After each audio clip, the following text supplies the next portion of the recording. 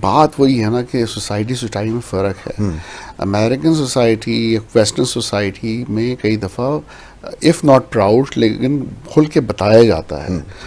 कई तो कहते हैं कि हम इस साइकाट्रिस्ट को दिखा रहे हैं, हम इस साइकाट्रिस्ट को दिखा रहे हैं, दे एक्सेप्ट कि नफ्सियात के प्रॉब्लम बहुत कॉमन है, हर दूसरा इंसान नफ्सियात के कॉन्फ्लिक्ट्स और प्रॉब्लम और परेशानियों का शिकार है। और बात करने से और उसमें मदद लेने से मसले हल होते हैं।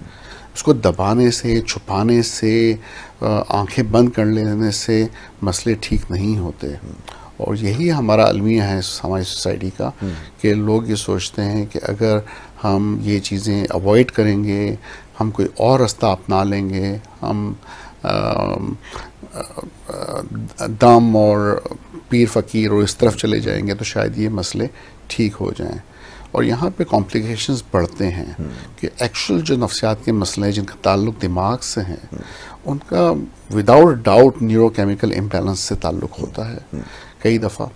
और जब वो केमिकल इम्बैलेंस है तो करेक्शन दवाइयों से होती है, साइकोथेरेपी एडजंक्ट ट्रीटमेंट है जो ज़रूरी होती है साथ में।